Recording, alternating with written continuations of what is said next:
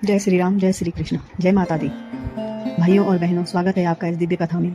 आज हम सुनेंगे एक ऐसी अद्भुत कहानी जो हमारे जीवन को नई दिशा देगी। क्या आपने कभी सोचा है कि सच्ची भक्ति क्या होती है? क्या केवल पूजा पाठ करना ही भक्ति है, या फिर भक्ति का कोई और गहरा अर्थ? आइए आज की कथा से इस रहस्य को समझते हैं। श्री गुरु चरण सरोज रज, निजमन मुकुर सुधारि, बरनउँ रघुपति बिमल जसो, जो धावक फल चारि। अब आइए सुनते हैं एक प्रेरणादायक कथा।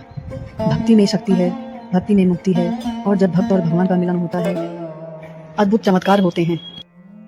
एक बार माता सीता जी ने भगवान श्री राम से कहा, प्रभु मुझे यह जानना है कि आपके सबसे बड़े भक्त कौन हैं? श्री राम मुस्कुराए और बोले, देवी इसके लिए तुम्हें स्वयं परख करनी होगी। जब सीता जी ने अपने गले से मोतियों की एक माला उतारी और कहा, जो इस माला के हर मोती में प्रभु का नाम देख ले वही सच्चा भक्त होगा।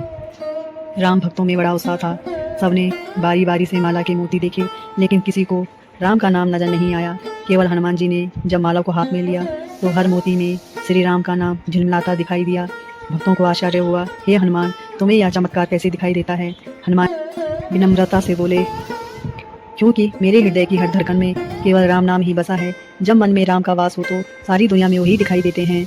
माला की परीक्षा के बाद देवताओं के बीच चर्चा हुई। कुछ ने कहा हनुमान जी सबसे बड़े भक्त हैं। यहाँ सुनकर नारद जी को थोड़ा अहंकार हो गया। उन्होंने कहा, मैं भी राम नाम का हर क्षण जपता हूँ। भगवान श्री राम मुस्कुराकर कहा, नारद, भक्ति नाम जपने से नहीं, हृदय की शुद्धि से मिलती है।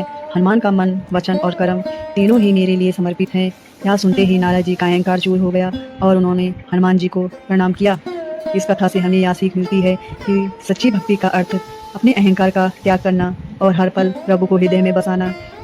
जब मनुष्य का हृदय निर्मल हो जाता है तब वही प्रभु के सबसे निकट होता है।